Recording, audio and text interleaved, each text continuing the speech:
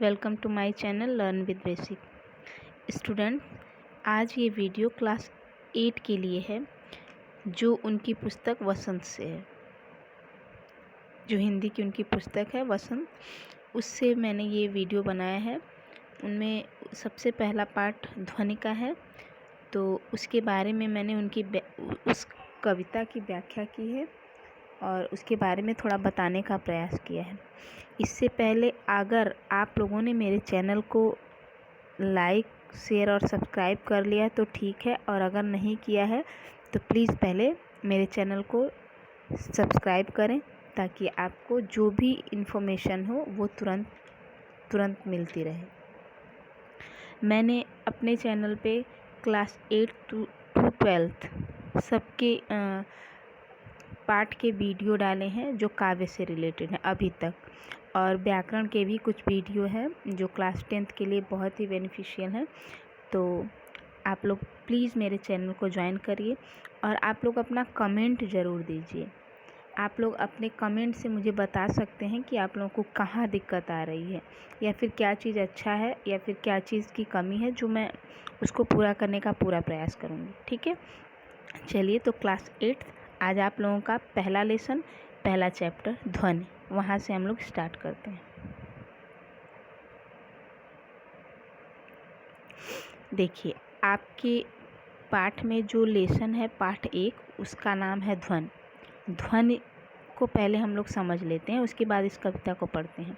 ध्वनि कविता के माध्यम से कवि क्या बताना चाहता है? इसके कवि निराला जी हैं, यानी सूर्यकांत त्रिपाठी निराला जी, जो छायावादी कवि हैं। यानी वो लोग छायावादी कवि जो होते हैं वो अपनी कविताओं को प्रकृति से जोड़ते हैं, यानी मानव जीवन को प्रकृति के द्वारा जोड़कर उन सारी चीज़ों की व्याख्या करते हैं और बहुत ही सुंदर तरीके से बताते हैं।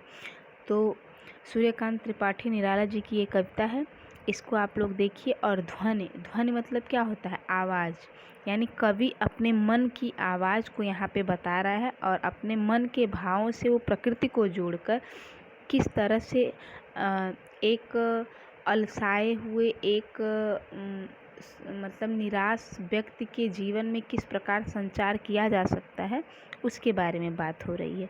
तो आइए देखते हैं। चलिए देखते हैं यहाँ पर। अभी न होगा मेरा अंत, अभी अभी ही तो आया है मेरे वन में मृदुल वसंत, अभी न होगा मेरा अंत। देखिए यहाँ पे आप लोग इसके शब्दार्थ को देख लीजिए पहले। अंत मतलब क्या होता है? समाप्त। मृदुल मतलब कोमल, और वसंत फूल खिलने की ऋतु। यहाँ पे सबसे ज़्यादा वसंत ऋतु की बात की गई है, ताकि वसंत ऋतु जब आता है तो चारों तरफ हरियाली हो जाती है, फूल खिलने लगते हैं, हवाएं सुगंधित हो जाती हैं। मतलब न ज़्यादा गर्मी रहता है, न ज़्यादा ठंडी रहती है, एकदम नॉर्मल मौसम हो जाता है, जो बहुत ही मन को अच्छा लगता है। तो उसके माध्यम से कवि ने बताने का प्रयास किया है। और क्या बताया? देखिए, कवि अपनी कविता में कहते हैं कि प्रकृति में वसंत ऋतु का आगमन होते ही सभी जो जितनी भी प्राकृतिक चीज़ें हैं वो अपने चरम उत्कर्ष पर पहुंच जाती हैं। यानी कवि कह रहे हैं कि अभी न होगा मेरा अंत। वो कह रहे हैं कि अभी मेरा अंत नहीं होगा, अभी अभी ही तो आया है मेरे वन में मृदुल वसंत। यानी मेरे जीवन में अभी अभी कोमल वसंत आया है, तो मेरा अंत तो अभी हो ही नहीं सकता, क्योंकि मुझे अभी बहुत काम करने हैं, मुझे और बाकी लोगों को भी प्रोत्साहित करना है। तो इसीलिए मेरे जीवन का अंत नहीं होगा, क्योंकि मेरे जीवन में अभी अभी नया नया बसंत आया, यानी मेरे जीवन में अभी अभी खुशियाँ आई हैं। फिर क्या कहते हैं कवि? देखिए आगे। देखिए अब यहाँ पे कवि क्या कह रहे हैं? कह रहे हैं कि हरे हरे ये पात, ठीक, डालियाँ कलियाँ कोमल गात, मैं ही अपना स्वप्न मृदुल कर फेरूंगा नृदित कलियों पर, जगह एक प्रत्यूष मनोहर। चलिए इसके शब्दार्थ को हम लोग देखते हैं। पात मतलब क्या होता है? पत्ता। गात मतलब शरीर। स्वप्न मतलब सपना। मृदुल कर मतलब हाथ।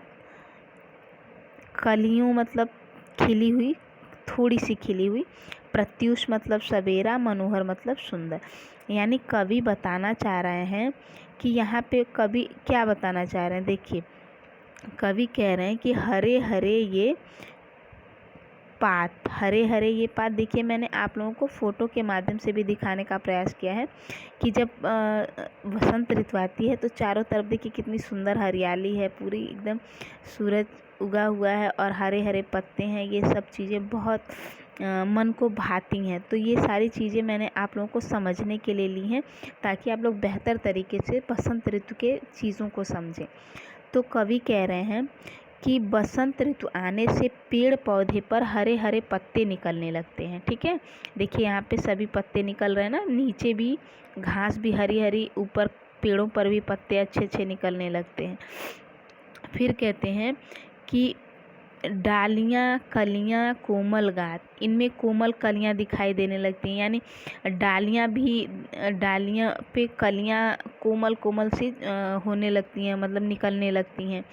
फिर कह रहे हैं मैं ही अपना स्वप्न मृदुल कर, कह रहे हैं कि जो पेड़ पौधे सोए हुए लगते हैं या आलस्य से भरे हुए लगते हैं, अब ये प्रकृति स्वयं बसंत के आने पर किसी सपने की भांति अपने फेरूंगा नृदित कलियों पर जगह एक प्रत्युष मन। कह रहे हैं कि अब प्रकृति स्वयं बसंत के आने पर किसी सपने की भांति अपने हाथों से सोई हुई कलियों को स्पर्श करके और उन्हें जगाकर मनोहारी सवेरा दिखाएंगे। यानी एक तरह से इसका ये भाव है, दूसरे तरफ से ये भाव है कि कवि कहना चाह रहे हैं कि जो आज के युवा पीढ़ी है वो भ्रमित हैं, मतलब अपने उनका जो लक्ष्य है उससे भ्रमित हैं। तो वो कह रहे हैं कि इसके माध्यम से वो बता रहे हैं कि मैं उन नवयुवकों के अंदर एक उत्साह का संचार करूंगा जिससे वो अपने लक्ष्य की तरफ अग्रसर हो जाए। ठीक, आगे देखिए कवि क्या कह रहे हैं। पुष्प पुष्प से तंद्रालस लालसा खींच लूँगा मैं, अपने नवजीवन का अमृत सहर्ष सींच दूँगा मैं, द्वार दिखा दूँगा फिर उनको, है मेरे जहाँ अनंत अभी न होगा मेरा अंत। देखिए, इसके शब्दार्थ को आप लोग तो एक बार पहले देख लीजिए, तब उसके बाद समझ में आएगा। देखिए, पुष्प पुष्प मतलब क्या होता है। पुष्प पुष्प मतलब फूल, तंद्रालस मतलब नींद से अलसाया हुआ, लालसा मतलब लालच, नव मतलब नए, अमृत मतलब सुधा, सहर्ष मतलब खुशी के साथ, सींच मतलब सींच देना, द्वार मतलब दरवाज़ा, अनंत में जिसका कभी अंत न हो, अंत मतलब खत्म। ठीक है, ये इसके शब्दार्थ थे। तो आइए देखते हैं इसके पहले कविता को।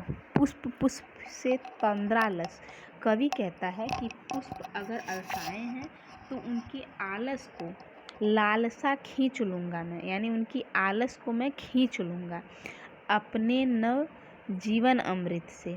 यानी अपने नव जीवन अमृत से वो कह रहे हैं कि उनमें जो आशा रूपी अमृत खो गया है, मैं उस आशा रूपी अमृत का संचार कर दूंगा। यानी मैं उन्हें सहर्ष सींच दूंगा, मतलब जो वो निराश बैठे हैं मैं उनमें आशा का संचार कर दूंगा। द्वार दिखा दूंगा फिर उनको, है मेरे जहाँ अनंत अभी न होगा। यानी वो कह रहे हैं कि मैं उन सभी को, यानी उस मौसम को, उस फूलों को, उस उपवन को मैं अपना सौंदर्य दिखा दूंगा। मतलब मेरे अंदर जो भी चीज़ें इस समय मुझे उत्साहित कर रही हैं, मैं सबको वो सारी चीज़ें दिखा दूंगा और इन सब को दिखाने के लिए मेरा अंत अभी नहीं होगा। यानी मेरा अंत नहीं होगा, मेरे अंदर जो उत्साह है मैं वो सब तक पहुंचाना चाहता हूं और इसीलिए मेरा अंत अभी नहीं होगा। तो ये कवि ने अपने कविता के माध्यम से बताया है और इस कविता का सीधे सीधे अर्थ यही है कि कवि चाहता है कि जो भी युवा पीढ़ी है, यानी युवा पीढ़ी वो होती है जो हमारे राष्ट्र का एक प्रकार से हमारे नए राष्ट्र का निर्माण करने में उनका योगदान होता है। तो वो चाहते हैं कि उन सभी को मैं जगाऊं, प्रोत्साहित करूं कि आप लोग उठिए और निराश किसी भी कारणवश अगर आप निराश हैं तो उस निराशा को छोड़िए और अपने जीवन में खुशी का संचार लाइए और अपने जीवन को एकदम बसंत ऋतु जैसा सुंदर बनाइए, ताकि आप अपने लक्ष्य के प्रति अग्रसर हो पाएँ, आगे बढ़ें। तो कवि इन प्राकृतिक चीज़ों के माध्यम से, यानी फूल, पौधे, पत्तियाँ, कलियाँ, इन सब के माध्यम से एक नव युवक को, एक नई पीढ़ी को ये संदेश देना चाहता है कि आप लोग भी अपने जीवन में खुशियों का संचार करें और अपने लक्ष्य को प्राप्त करें। यही है इसका सीधे सीधे अर्थ। तो ये था आपके पाठ 1 ध्वनि का अर्थ, और मुझे उम्मीद है कि आप लोग इसको पढ़ेंगे और अच्छे से पढ़ेंगे। 2-3 बार आप लोग इस वीडियो को देख लेंगे तो आप लोगों को बहुत बेहतर तरीके से इसके अर्थ को समझने में कोई दिक्कत नहीं आएगी। ठीक है, तो और ये वीडियो मैं छोटा इसलिए बना रही हूँ कि ताकि आप लोगों का ज़्यादा समय न ले, कम समय में ज़्यादा जानकारी आप लोगों को मिले। ठीक है, तो इसका जो प्रश्न उत्तर है वो मैं मल्टीपल क्वेश्चन लाऊंगी, क्योंकि आप लोगों की बुक में बहुत लॉन्ग क्वेश्चन है जिससे आप लोगों को याद करने में दिक्कत होगा। तो मैं उसी को बस तोड़ तोड़ के, छोटा छोटा करके और पूरा क्वेश्चन आपके सामने लाऊंगी, जिससे आपको बहुत हेल्पफुल हो। और आप लोगों ने अभी तक जिसने भी मेरे चैनल को लाइक, शेयर, सब्सक्राइब नहीं किया है तो प्लीज़ मेरे चैनल को लाइक, शेयर, सब्सक्राइब करें। आप लोगों की हेल्प से मैं अपने आपको बेहतर महसूस करूँगी और मुझे मोटिवेशन मिलेगा। अगर जितना आप लोग इसमें पढ़ेंगे उतना मुझे एनर्जी मिलेगी और मैं आप लोगों के समक्ष वीडियो बनाती रहूँगी। तो आप लोग अपने दोस्तों को भी कहिए कि इस चैनल को सब्सक्राइब करें और इसके माध्यम से पढ़ें, क्योंकि जो अभी सिचुएशन है इसमें आप लोगों को पता नहीं कब कैसे क्या होगा, क्योंकि अभी कुछ भी नहीं कहा जा सकता। और हाँ, आप लोग सेफ रहिए, घर में रहिए और वीडियो से पढ़ते रहिए आप लोग। और जैसी भी सूचना होगी तो हम लोग आगे देखेंगे कैसे क्या होता है।